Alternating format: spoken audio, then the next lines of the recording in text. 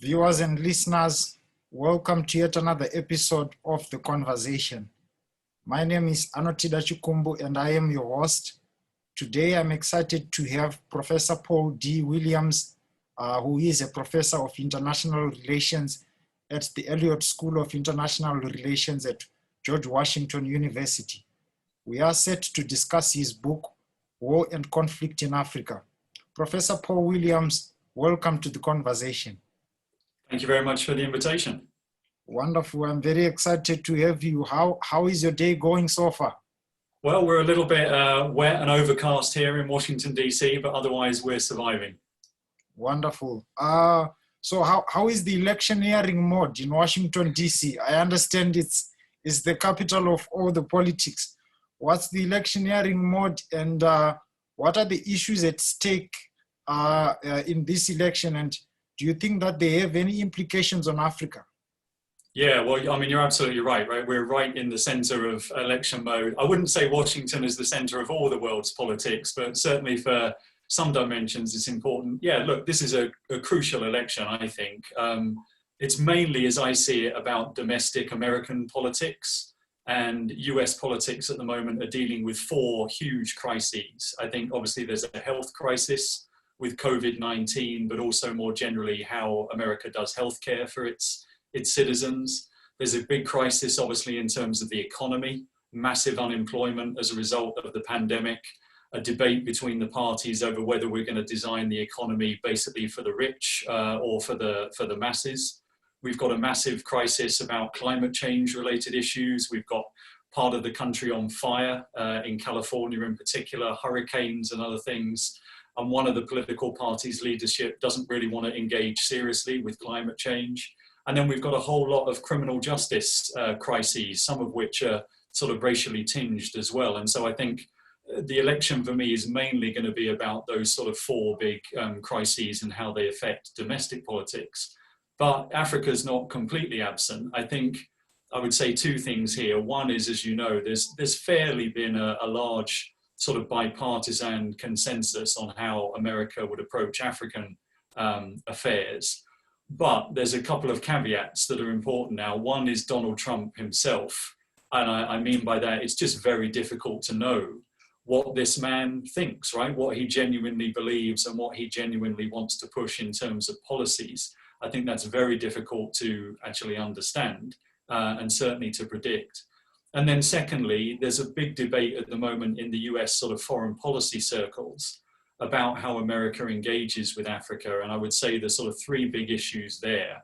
One is the sort of the military role of US Africa Command and its special forces on the continent. So drone strikes and other special forces operations. Secondly, is sort of political economy models, if you like. You know, to what extent should the US continue to push broadly sort of neoliberal free market types of policies?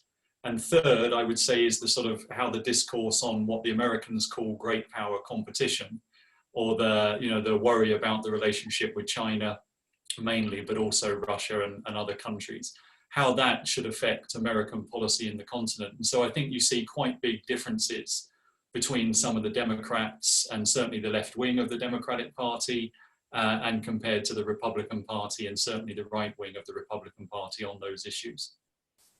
Okay, I see. I see. There's this popular saying that was said quite some many years back that says, when Europe sneezes, Africa catches a cold. And I'm sure that this not only applies to circumstances where European countries are having elections or are having to deliberate on a policy that might have serious repercussions on Africa, but also includes countries like the United States. But nevertheless, let us get to the discussion for the day, war and conflict in Africa. I do have a couple of questions for you with regards to the content of the book, the research of the book. But first of all, I would want you to take us through your academic journey that then gets us to this publication. I'm sure that during the course of your research, you visited quite a number of African countries for your research and for your work. Could you also share with us your experiences with research in those countries, what you saw and how tense was the conflict environment? Sure, yeah, that's a good place to start with how I ended up, writing the book and why. So I would say there's sort of two answers to that. One is a practical answer, and then one is an intellectual answer about why I wrote the book. The practical reason why I wrote it was that it reflected what I was teaching in my university classes. So from the early 2000s, I taught classes about Africa's security challenges and African conflict-related issues. And so the book really grew out of my conversations with my students about precisely, what causes and drives conflict in the African continent. And so the practical reason why I wrote it is because when we were discussing the different causes of warfare and different conflict dynamics in Africa, and crucially what outsiders like Americans and others could do about it in response, there wasn't really a book out there that I felt sort of fit the need or the niche that we were looking for, really. So the practical reason why I wrote the book was because it just grew out of what we were teaching and discussing, and then I subsequently obviously used it in some of my classes there. So what I wanted to do was to write a book that wasn't necessarily sort of the final word on these issues, but it was hopefully a good place where people could start if they were sort of interested in this stuff, but wanted a sort of pathway into the more specialized literature.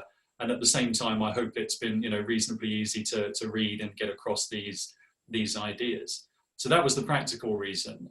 The intellectual reason and the intellectual journey was about the puzzle that I found. And really the puzzle that motivated me to write the book was why, after the end of the Cold War, when in many other parts of the world, certainly in the more developing countries and the former colonial parts of the world, the conflict trends actually started to come down quite significantly. If you looked at East Asia, Latin America, other places, Europe, obviously after the Balkan Wars, most of the trends were getting better, basically. But in Africa, the trends were going the other way. The 1990s was a really bad period in terms of war and conflict. And so that was the intellectual puzzle. I wanted to investigate to what extent was, African regional or local politics driving this sort of upward trend in violence. And so the intellectual puzzle became therefore, right, how do we explain what causes the outbreak of conflict in the continent? And then what sustains it? What are the types of dynamics and factors that keep it going?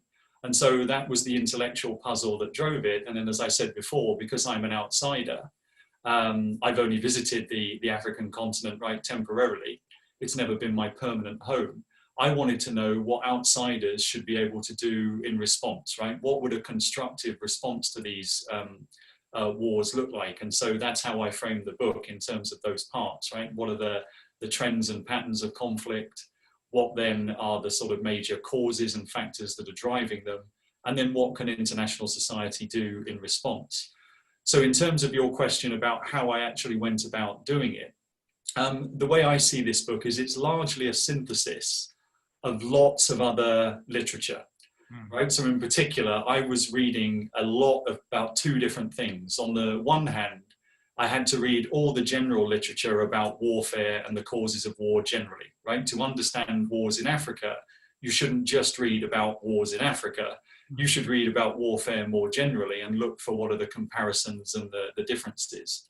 And then the second body of literature, obviously, then is, yes, specific histories, case studies, discussions of particular wars on the continent itself. And so the main research for this book was really me sort of thinking, reflecting and synthesizing those two bodies of literature. And as you can imagine, this took years of teaching. And it took years, probably about 5 or 6 years for me to write the first edition, to put all this together. So in terms of my actual visits to the continent, most of my trips were not actually designed for research for this book. Most of the times I visited were actually to do with peacekeeping operations and trying to... Wonderful. And on that note, I've seen from your CV that you've done some peacekeeping work in the continent, and you've worked with peacekeeping organizations. I would also want you to shed some light on that. Sure. So I've mainly worked on two types of peace operations in Africa, the Blue Helmet United Nations peacekeeping operations, but then also the Green Helmet African Union peace operations. So as I was saying, the majority of times that I visited the continent for research purposes, it's mainly been to talk to peacekeepers. So it's been to places where either there are UN peacekeepers or the African Union's mission, or to go to the African Union headquarters in Addis Ababa to talk to their staff about how they do mediation and peacekeeping and those sorts of issues. So yeah, that was the element of that. And as you can see in the War and Conflict in Africa book, there's a chapter on peacekeeping at the end. In the final part. There's also a chapter about what I call organization or institution building, which is looking at the development of the African peace and security architecture. So yeah, in terms of the interview material that I did, the majority of that was for the final part of the book. How did outside organizations and the African Union try to construct better responses to war in the continent? And so that's what I was mainly doing there, because there was not so much in the early 2000s when I was researching this. There wasn't that much written about actually the African Union's approach and its missions. It was all still pretty new. So I had to go and talk to people sort of in person to get the information for that part of the book. Yeah, sure thing. The African Union had been established thus a very few years around that time. So I understand why you had to do it that way. Coming to the book, can you give us a brief synopsis of the book and what you consider to be the central argument, if not arguments? Sure, good question. So the book, as I said, addresses or tries to answer two questions. Why were there so many wars in Africa after the Cold War? And then what can concerned outsiders try and do in response, right? And so to answer those two questions, I divided the book into three parts. The first part just tries to analyze and look at the trends and patterns of organized violence that we see in Africa from the 1990s up to about 2015 or so, when I finished the second edition. And so in the first few chapters, I literally just look at the different types of databases and data that's available about African conflicts, and I try and just summarize basically the major trends. But also I try and provide a conceptual framework for understanding what exactly was going on and what were the major sort of drivers behind these conflicts. And that's what then part two of the book looks at in detail. Part two is a sort of list of what I consider to be the major ingredients that go into the sort of the recipes for war, if you like, that lead to organized violence and conflict. And they're about governance issues, they're about natural resources, sovereignty and self-determination, ethnicity, and finally religion. And so I analyze the sort of impact of each of those factors. And then the third part of the book is looking at what did international society do in response to try and end these wars. And there I look at, as I've just said, the construction of the African peace and security architecture and the different institutions involved. And then three instruments that the governments use to address these conflicts. First of all, peacekeeping operations. Secondly, sort of humanitarian assistance and aid. And then thirdly, different approaches to mediation and peacemaking. So that's the sort of contents, if you like, of the book. Mm-hmm. What are my arguments? I suppose I make the sort of three big arguments in there, if you think about it in broad terms, right? I found, or in the course of the research, right, I found Africa from the 1990s onwards had over 600 different armed conflicts in different parts of the continent. And my first argument was that if you want to understand those, literally over 600 different wars and conflicts, it's useful to think of what I call of two worlds, if you like. There's two different worlds of war and conflict in Africa. Mm-hmm. One is the world of the African state system. And what I mean by that is there's a bunch of wars, depending how you count them, it's probably about 150 or so of that 600. They're fought basically in and about the African state system. They are fought for reasons of state politics, raison d'etat, and it's about and against African states. But there's a second world of African conflicts, which is to do with the non-state side of things. And this actually accounts for the vast majority numerically of the conflicts that we see on the continent. And these are what the Uppsala Conflict Data Program would call non-state armed conflicts. This is where you get organized violence, but a state is not one of the belligerent parties. So these are generally smaller, more localized wars that are fought between non-state groups, whether this is intercommunal violence, whether it's tribally based, whether it's clan based, for example, in Somalia, whether it's sort of more pastoralist related conflicts like cattle raiding types of things in, say, South Sudan, for example. They are numerically the most popular types of conflict in Africa. So my first argument was you've got to separate those two things out. There's a different set of drivers for the sort of non-state world, and there's a distinct set of drivers for the African state system. So that was sort of number one. The second big argument I make is basically, I think Africa gets disserviced a lot of the time because people try and pin what I call sort of single big ideas as the way to explain fighting on the continent. What I mean by that is you'll find in some of the literature, people will latch on to one big idea that they think explains a whole lot of fighting going on in Africa. Like a one-size-fits-all. Yeah, exactly, right? Now, it comes in different shapes depending who you read, but the ones I find most commonly, right, you'll find one group of people saying it's all about colonialism and the legacy of colonialism, for example. That's how we should explain it. You found then another person like Paul Collier at the World Bank. He said it was mainly about greedy warlords, for example. Yeah? So there was a debate about the economic dimensions of this. Other people said, oh, it's all about ethnicity or tribalism, right? It's all fighting about ethnic difference and tribal differences. Some other people said, no, it's all about resources, right? You've got to understand the trade in diamonds or gold or coltan or timber. And it's really, you know, Africa's wars are about natural resources. Or some people even latched on to Samuel Huntington's, you know, infamous idea about a clash of civilizations to say that Africa was experiencing a sort of set of religious wars along its Muslim-Christian fault line. So whether you're looking at, you know, northern Nigeria, across the Sahel, Somalia, Ethiopia, the Sudans in the north and south. So I basically didn't like this approach. And so my argument was you shouldn't think about conflicts in Africa in these simplistic terms of these single big ideas. Instead, we should recognize that wars in Africa are just as complicated as they are anywhere else in the world. Africans fight for exactly the same set of complicated reasons as anybody else does.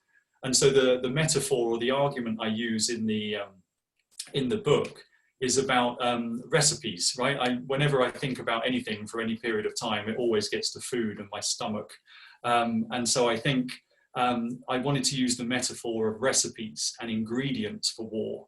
There's never just a single factor that causes war. Instead, it's always about a mix of different ingredients. And I think it's important to remember, right? It's never just structural issues. So things like natural resources or religion or ethnicity, they never just cause war on their own. War is a choice that actors, human beings, right? They make a decision to go to war and resist other people fighting them. So there's always got to be a sort of chef or a cook involved in making these recipes. And we need to understand, you know, are you dealing with a novice in the kitchen or are you dealing with a master chef when it comes to the ability to mobilize these ingredients? And I in the book then talk about that list of ingredients I already mentioned, yeah, governance and neo-patrimonial structures, resources, ethnicity, sovereignty, and religion. And then my final argument, I suppose, is about how we respond to those wars, right? Not just the causes. And my argument in a nutshell, I suppose, about the international responses is that generally they've got a bit better. And so I'm quite positive about the attempts to build the African peace and security architecture. I'm quite positive about the impact of peacekeeping operations and mediation and peacemaking efforts. I'm a little bit more skeptical about humanitarian aid and assistance, but we can maybe talk about that later. But my argument here is that, you know, if the African peace and security architecture didn't exist, we really should invent it, because it is actually a useful set of frameworks and mechanisms to respond to these conflicts. But ultimately, I conclude that there's only so much outsiders can do if the insiders really want to keep fighting. And so this is the problem that these things like peacekeeping missions have, is if for various either political or economic reasons, the regime wants to keep fighting in order to survive or maintain its dominance, it's very, very difficult for anyone to really effectively end these wars. Mm-hmm, mm-hmm. Oh, wonderful, wonderful. Thank you very much for that response. Looking at it, Professor Paul Williams, you carried out this research and you wrote this book, let's say, at a time that these conflicts were at their very peak. And I have a question with regards to your sources. What were your sources for this book? Given that the environment was a tense environment, a conflicted environment, you might have faced some challenges, and how were you able to remedy those challenges to come up with a narrative? Yeah, so that's a good question. So at one level, it was quite easy. So one of my sets of sources was just to stand on the shoulders of previous academics. So my job was, as I said, to basically read, first of all, what had sensible people said about war and conflict and the history of conflict in Africa before. And so I found myself reading books and articles by all sorts of folks, right? And there, it's a mix of African and non-African authors. But my job, as I said, was basically to try and synthesize what is the knowledge that has already been produced. But as I mentioned at the beginning, you see, what you find if you read that literature, there's a lot of books about like one particular conflict, but there's not as many good books about trying to make sort of generalizations across the regions, subregions, and continent as a whole. The second set of sources was then, how do I track the violence, right? How do I measure the patterns and the trends of conflict in Africa? And I spend a whole chapter on chapter 2 in the book, chapter 1 in the book, trying to sort of count and map out the trends here. Here, it's very difficult, okay? Here you end up relying on a different set of sources. First is the professional databases that are out there. So what I mean by that are organizations like the Uppsala Conflict Data Program in Sweden, which catalogues all conflicts all over the world. There's also the ACLED database, the Armed Conflict Location and Event Database. This was set up with support by the World Bank in the early 1990s. And that provided data in Africa, about African conflicts from 1997 onwards. And then there was a couple of other databases that are a bit more niche and again, focused on sort of specific issues to do with political instability. One was the Political Instability Task Force, which maps all of these issues all over the world. And so I had to extract the African cases there. And then finally, I suppose, and this was more, as I mentioned, with sort of part 3 of the book, it was quite a lot of sort of interviews and reading, not so much academic literature, but policy documents and the documents written by practitioners about the doctrine and methods of peacekeeping, of mediation initiatives, the principles of humanitarian organizations and how they go about doing humanitarian assistance and development work. And that's where, as I mentioned before, I sort of supplemented my reading with more sort of interviews and actually just talking through the issues with folks from these types of organizations. So those are the sources on which the book is based. Wonderful, wonderful. Thank you very much for that. So now let's get to the content. Your book starts right at the end of the Cold War. And I'm sure that this was for a reason. And so what was the impact of the Cold War on Africa? And do you think that in any way the Cold War sort of cultivated an environment of conflict in Africa? Yeah, definitely. On your last question, no doubt about it, right? The Cold War between the United States and the Soviet Union definitely exacerbated and intensified a lot of conflicts that were already on the continent. I think there's no doubt about that. It didn't necessarily create them all spontaneously, right? The Cold War didn't arrive at a continent that was perfectly peaceful. Rather, it exacerbated and intensified these things. But at one level, you're right, and it's right to ask this question. The Cold War and the end of it is obviously at one level an arbitrary starting point. And I picked that really for as convenience as much as anything else, because the end of the Cold War is actually more important for non-Africans than it is for Africans, I think, right? The end of the Cold War is more about a signal of the relationship between precisely the American and the Soviet camps. But it was important in looking for that, analytically. When an external structure like that changes, that's precisely a good time to look at what are the changes going to be actually on the continent itself. And so that's the more sort of intellectual reason for choosing the starting point there, that actually, if you look at then the change of US and Soviet policies after 1989, you do see some impacts, right? I talk a bit in the book about the war in Liberia, because I think the war in Liberia is actually a good example of something that's quite intimately connected to the changing US policy at the end of the Cold War, where the United States actually took a lot of aid and political support away from the president at the time, and actually enabled the rebellion that subsequently started the Civil War to take root more formally. So it's partly about convenience, partly about analysis. And then the third reason about the end of the Cold War is data. And, I said one of my arguments is that we need to pay attention to the non-state world of African conflicts. The trouble is, nobody was collecting data about those for ages. And it was only the Uppsala Conflict Data Program in the middle of the 2000s, it started to collect comprehensive data about non-state armed conflicts in Africa. And when I was writing this book, it was only available basically since the end of the Cold War. So I just didn't have the data available to go back further. So for those sort of combination of reasons, I thought the Cold War was basically a good place to, the end of the Cold War was basically a good place to start the analysis. Oh, I see.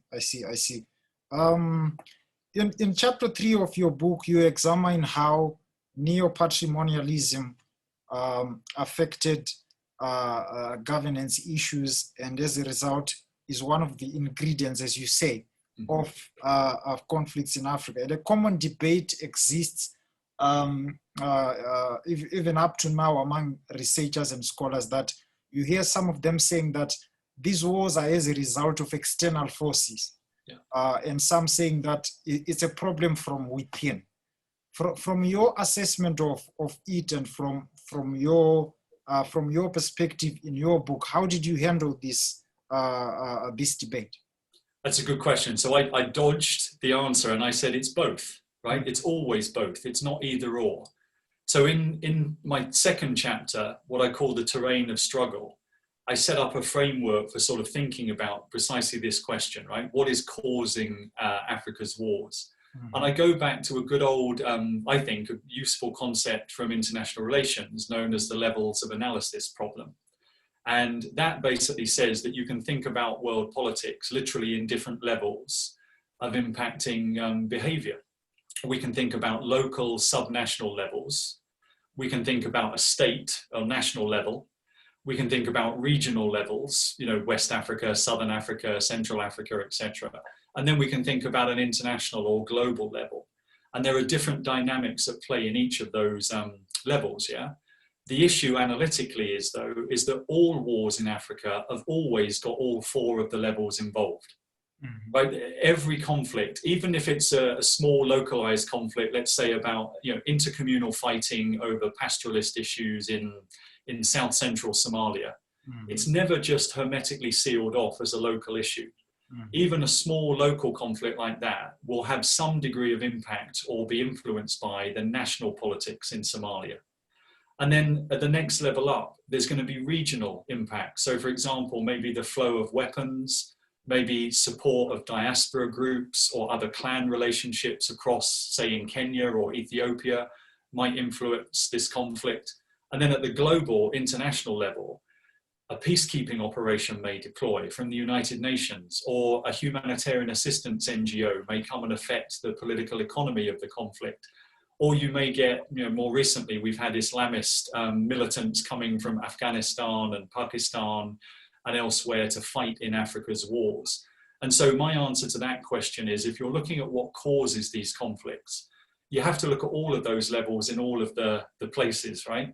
Mm-hmm. The issue becomes then which level is doing the most important work at any given time and place, right? Because they're not all necessarily equally important at the same time. Exactly. And that's where it gets now tricky, and it becomes, in my opinion, it's really a judgment call that the analyst has to make, right? You can't answer that question in general terms, or at least as I've given you my sort of general framework for analyzing it. Mm-hmm. But then it's up to an empirical research, right? Isn't it? You have to then say, I can't answer this question in general. Mm-hmm. Or sorry, I can only go so far in answering that question in general. I now have to go to a particular war at a particular time and see what factors were driving it. Was it the local sort of societal or sub-state issues? Was it a national government? Was it the region? Or was it international factors? Mm-hmm. And my argument is, in the state world of Africa's wars, you know, the ones that were tied to African states, there, the national level is key. And that's why I wrote this chapter about neo-patrimonial systems of governance, because I think a lot of these wars are to do with basically survival strategies by the regime in power.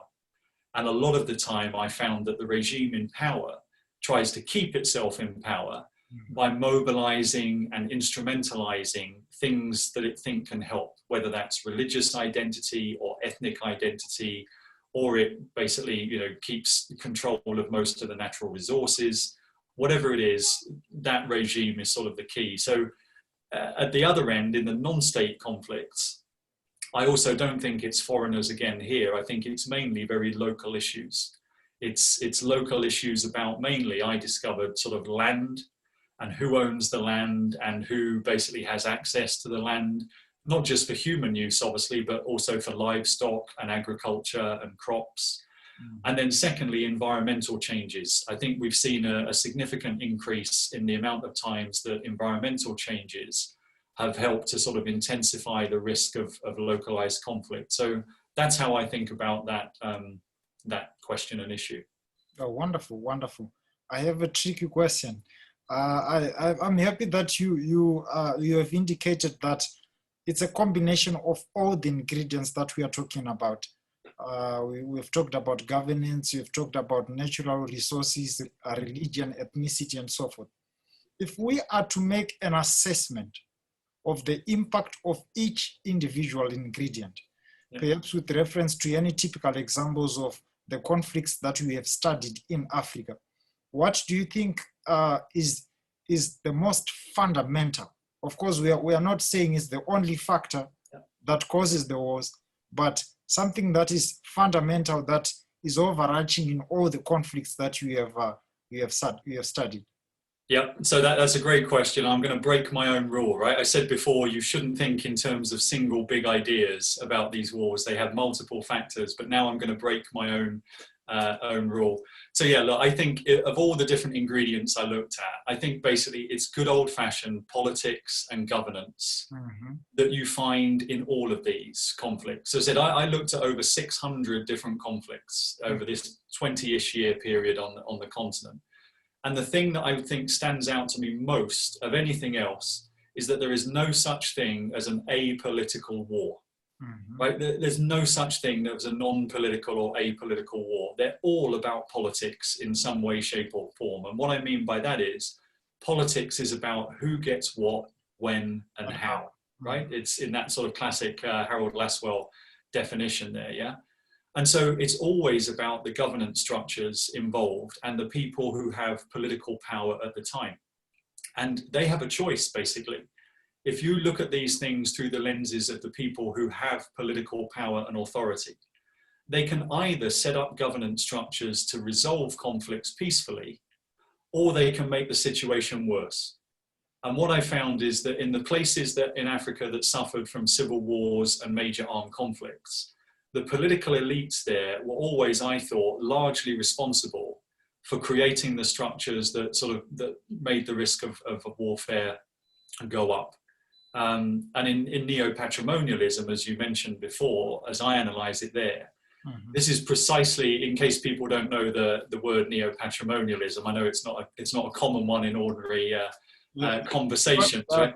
To the ordinary person. Exactly. So for the folks who may not know what we're talking about here, so patrimonialism, let's start with that first, not neo, we'll save neo for a minute. But patrimonial systems are systems of politics that are based on individual preferences and private interests. So a patrimonial system of power is where the people at the top basically make the rules up as they like, or if they don't like the rules, they just change them. And so patrimonial structures are very personalized, private entities run the show. Neopatrimonialism means what happens when you add on top of those patrimonial structures institutions of sort of liberal governance. And what we mean here are things like constitutions, parliaments, a judiciary that is separate from the executive, a rule of law, elections every 4 or 5 or 7 years. And so the idea of neopatrimonialism is what happens when you put those two systems together. In institutionalized forms of government, right, we're meant to obey the rules. We're not meant to just change the rules or break them according to our private interests. And the acid test of an institutionalized system of government is the civil service, right? There needs to be a set of bureaucrats and civil servants who have loyalty to the state, not to a personal individual president or leader. And so neopatrimonialism, I don't think it covers all of the countries in Africa accurately, but it's important, I think, in quite a lot of the ones that actually experience civil war, because it's in that sort of hybrid situation where you don't know at any given time which of these two systems is going to win out. Is it going to be the sort of patron-client, patronage-based patrimonial system that dictates what happens? Or are the people going to follow the institutional rules, set out in the constitution or whatever? And in the countries that tended to sort of collapse into civil war, you saw that they had those types of neo-patrimonial structures, and then they suffered one of two things, either an economic or a political crisis. And so the economic route to civil war, if you like, would be a case where a country and a particular regime relied on certain economic resources to keep dishing out basically patronage to its supporters and keep a big sort of one-party system going. And when there was maybe an economic crash, maybe I think always Rwanda is a good example here, when the price of coffee plummeted a lot in the end of the 1980s, or other sort of mineral or energy resource prices crash. This can stimulate an economic crisis where people then basically start getting angry and the patronage system fails. Or they experience a political crisis, and this could come in a form like an assassination of a leader. Again, Rwanda, when the president of Rwanda and Burundi are both killed in the plane crash in 1994. Yeah, or the case of Kabila in Congo. Yeah, exactly right. That would be the most extreme, immediate or urgent political crisis. But other times it would just be that it's more sort of slow motion over time. A neo-patrimonial ruler or regime, they're engaged in like a juggling act, right? They have to bring enough resources in to dispense to their clients, to keep their clients underneath happy. Loyal, yeah. Exactly, yeah. It's about loyalty and keeping them. If they don't do that enough, then someone from underneath is going to try and knock them off the top. I think a good example here is sort of South Sudan recently, and the civil war we saw in South Sudan in the end of 2013. You've only got one party in play, the Sudan People's Liberation Movement, right? Is the only game in town politically. Salva Kiir's at the top, and he's trying to basically, through oil money and not much else, basically international aid would be the other main source of finance. He's trying to keep everyone underneath sort of happy and contented as best he can. But it doesn't work, right? When the political crisis kicks in and he's challenged, he responds by basically, pretending there's a coup and then trying to crush dissent. So that's my main argument, that I think politics is always present in these conflicts. It's never just about the money, or it's never just about religious difference or ethnic difference. It's about creating governance structures where you can resolve conflicts peacefully. And if you don't do that, you should expect a likelihood of war to increase. And that's what I think happened in a lot of the cases that I study in the book. Oh, wonderful, wonderful. Thank you very much for that there are some scholars and observers who feel that if these countries to a greater extent and significantly make relentless efforts to democratize, they can be able to solve these conflicts and reduce the risk of future conflicts. Do you think that the route of democratization can be able to address some of these governance problems? Yeah, in one word answer, yes, but it's tricky for a number of reasons. Yeah, so I'll elaborate a little bit. So the first thing to say is, right, the world's countries are not equally at risk of civil war and armed conflict. And governance, right, and the type of political order they are actually matters here. And what the literature, the academic literature on this says very clearly is that really consolidated democracies don't tend to have many civil wars, right? Think of Sweden and Finland and places like this, right? The most sort of advanced, consolidated democratic countries are about as immune from civil war as we can get. Mm-hmm.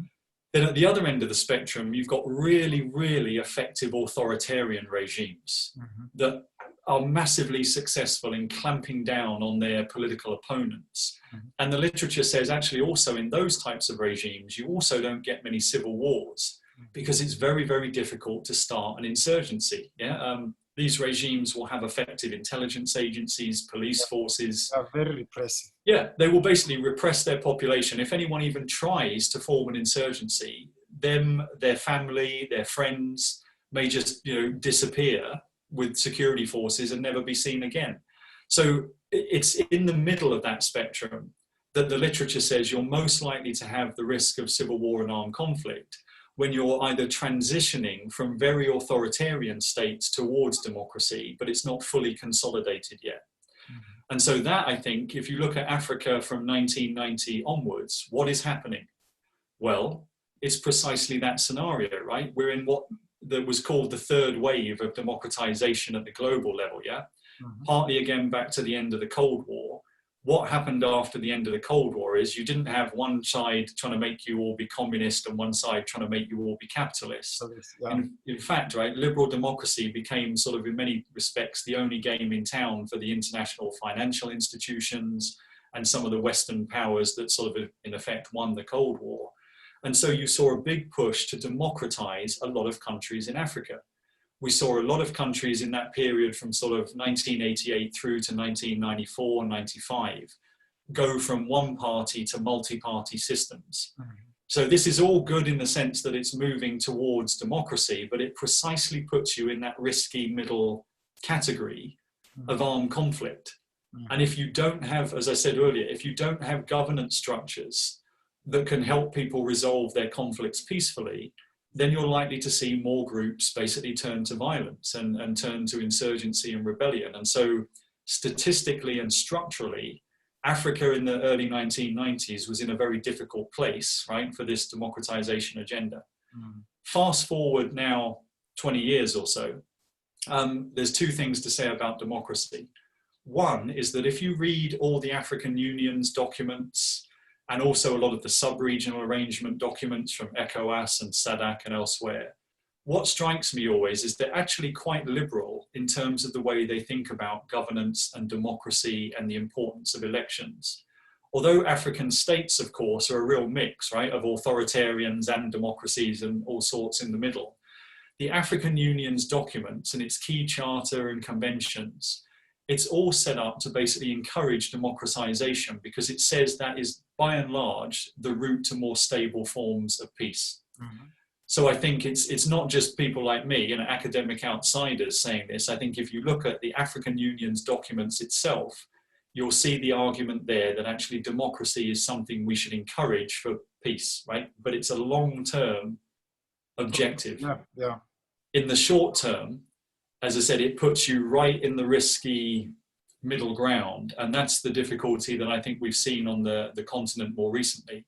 And now, if you look at the period from, let's say, from the Arab uprisings onwards, right? So from late 2010, early 2011, you've seen the fact that overwhelming numbers of African citizens support democratic forms of governance, right? Every time we read Africa Barometer polls or opinion polls, democracy is still alive and well at the people level, and we've seen a wave of popular protests in a lot of places around the continent sort of pushing that agenda. But again, it's political regimes and political leaders that have a choice. How do they respond to these popular demands for better governance? Some countries have basically, I think, made the right decision and said, yeah, we're going to move in that democratic direction, albeit with the difficult things it throws up. But some leaders have done the exact opposite. They've tried to oppress their people. They've tried to deny them access to knowledge, through access to the internet by turning that off and things like this. And they basically tried to use their security forces against their own people. And that, I think, again, puts a number of countries at a big risk of organized violence. Oh, wonderful, wonderful, wonderful. Thank you very much for that response. Well, I'm happy that you have indicated that you have worked with peacekeeping organizations in these various conflicted areas. And I would like to ask you from, based on that experience that you have had, what would you say about what role has the international community played in resolving these conflicts and reducing the risk of future wars? And as well, how successful have they been in doing this work? Drawing examples from organizations like the United Nations and many others that you know of. Yep.